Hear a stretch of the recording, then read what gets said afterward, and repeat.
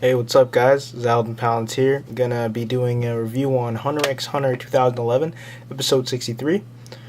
Alright, basically, to start off the episode, we have, from last episode, we see Bisky, the blonde haired chick, and she's basically talking to Gon and Killua, saying how she's Wing's master. Now, this opens up a ton of possibilities. Her strength is obviously going to be pretty high if she was Wing's master, and Wing was. We never saw like a direct measure of Wing's power, but we can only assume since he was the one to teach Gon and Killua that he's on a pretty high level. He didn't really actually participate in the Heavens Arena in the arc that we saw him in, so we don't know exactly how powerful he was. We come to know that she is, well, based on this, she was an examiner, hunter examiner for the hunter exam way back when, and that's pretty interesting. Now, we find out that throughout the series, or we're already supposed to know this, there are different types of hunters. There are treasure hunters, blah blah blah. There are a whole lot of type of hunters. Now, she is a gem hunter. She is trying to search for a gem in the game in Greed Island that she can take back to the real world.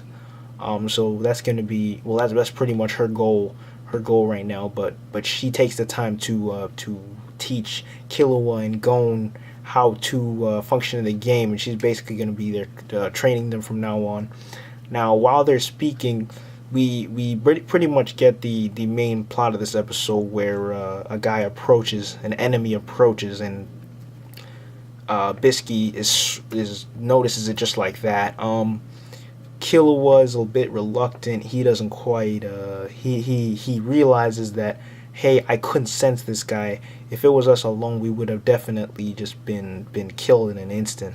And Bisky says that's right, and she immediately devises a plan to defeat the enemy. Now, her plan involves them going and Killua going one way and her going another way. She says the guy's gonna come after me, I'll defeat him, and that's how it's gonna go.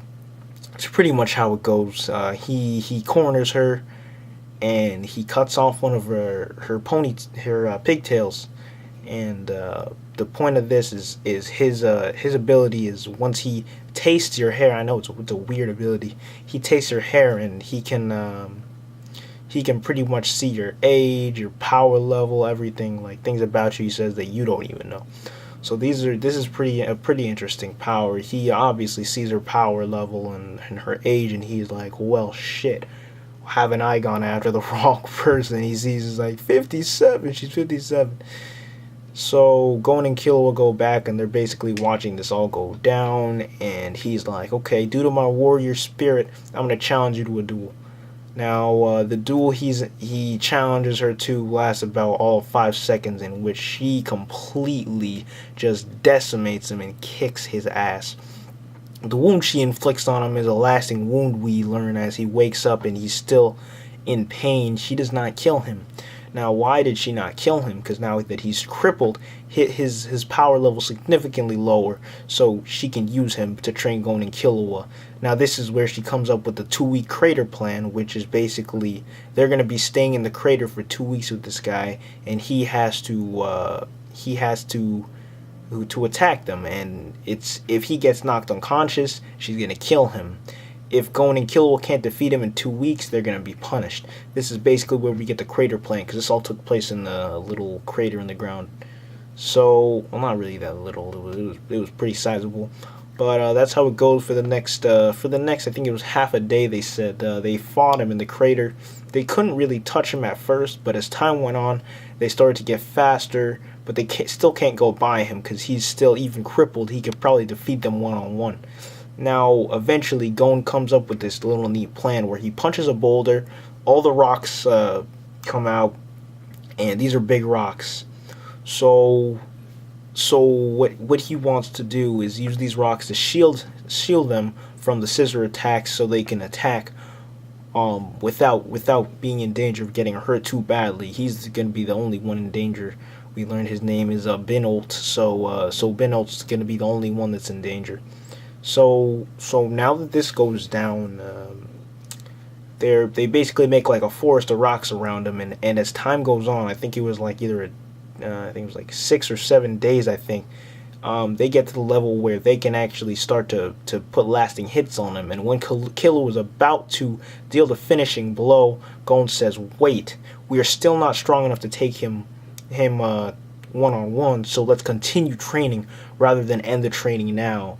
And we can see here that what's probably going to happen is pretty predictable, because I can't really imagine Gon wanting to actually kill somebody. It's just not in him. So they they train with him for longer until they can take him individually.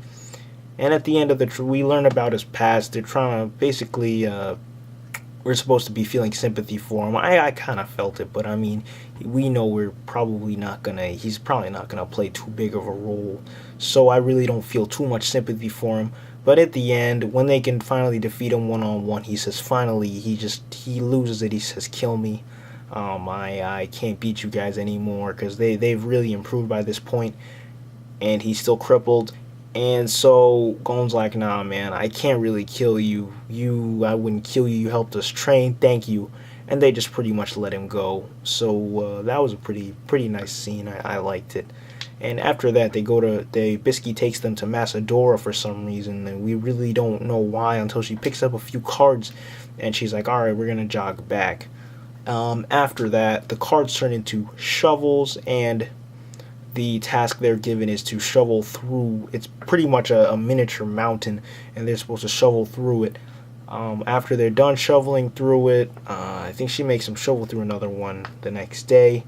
They find out that they can infuse their aura into the shovels and make the digging process faster. The last thing that happens is the new sleeping exercise. They're taught to sleep sitting down, and they're pretty much holding on to a rope, and attached to the top of the rope is a boulder pretty much. And if they fall asleep and they stop holding the boulder, then it falls on their heads. Killua was already used to this. Apparently his parents gave him this kind of training, but Gon's obviously new to this.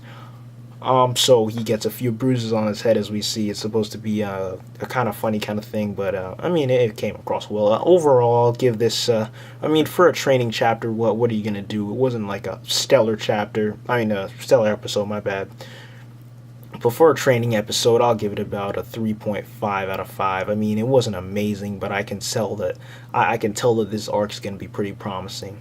Alright, I'm gonna try to get the 64 review in either today or tomorrow. Don't forget to like and subscribe. It's Alvin Palantir. I'm out. See you guys.